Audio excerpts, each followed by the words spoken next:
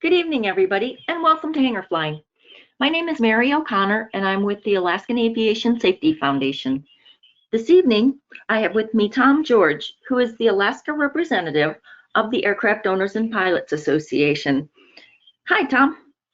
Good evening, Mary. Pleasure to be with you. Tom, we understand that there are some charting changes taking place for one of the well-known passes that's used by pilots in Alaska.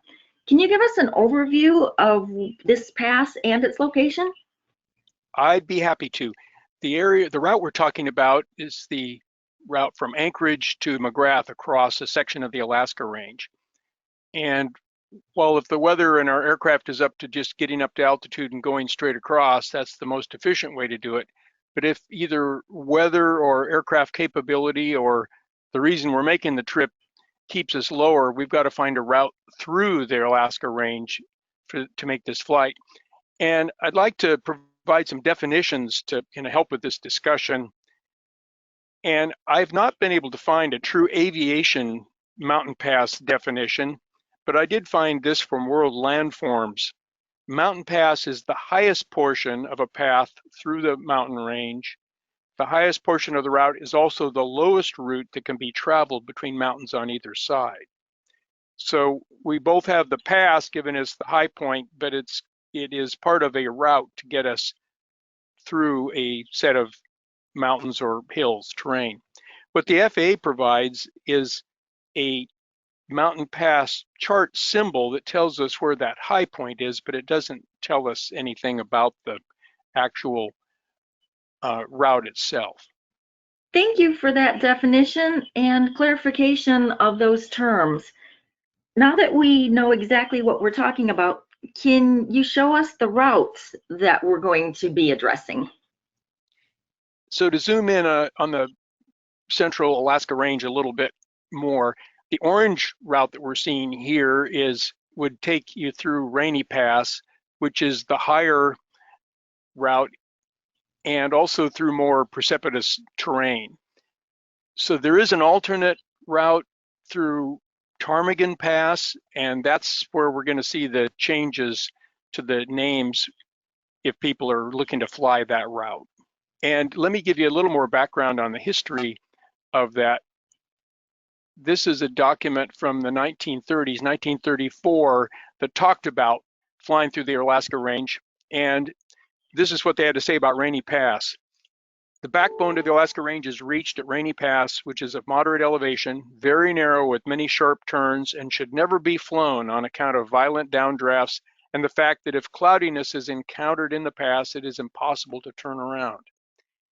They also went on to talk about the alternative route, known as Ptarmigan Pass, with a U shape to the south of the airway, 2 to 3 miles wide with no sharp turns so that it could be flown safely when ceilings are below the summit of the mountains and still be possible to turn airplanes around in the pass if necessary.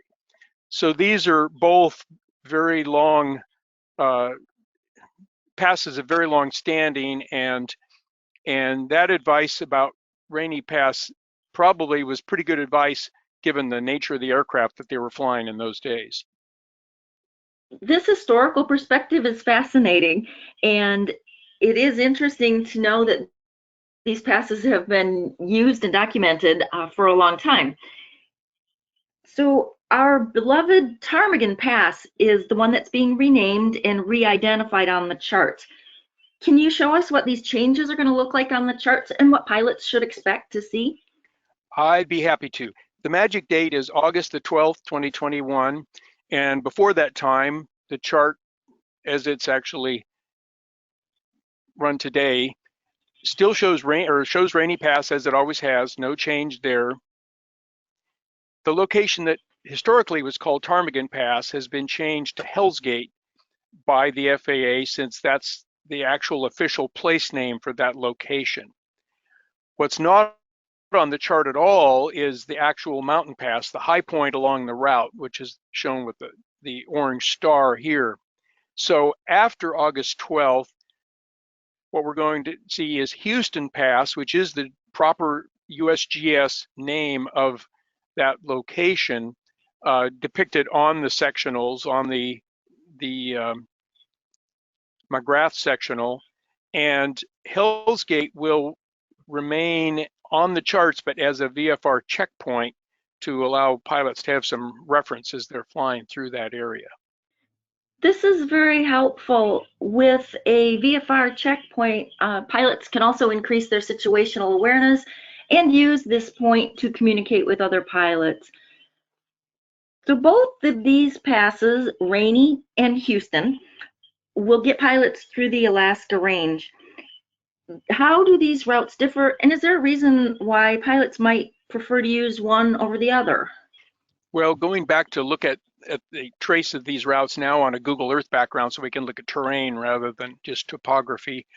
The orange route, again, is the route through Rainy Pass, and the actual elevation of Rainy Pass is 3,524 feet. This is not going to be, these elevations won't be on the charts originally, but before the end of the year, FAA is telling us that they're going to add the actual pass elevation not only to these, but many other passes in the state of Alaska. In contrast, Houston Pass, the elevation is 2,749, and what was shown as Ptarmigan Pass, now Hell's Gate Canyon, is 2,200 feet approximately. So the difference between Rainy and Houston is 775 feet in terms of vertical elevation, another 550 feet difference between Hell's Gate Canyon and the Houston Pass. So knowing those values when you're flight planning and as you're starting to fly these routes is very useful information, so that if you're encountering ceilings before you get to the pass that aren't going to let you get through the pass, you've got an early indication that this might be a good time to turn around and exercise plan B. So yeah, I think in this case, we've got some new place names to become familiar with.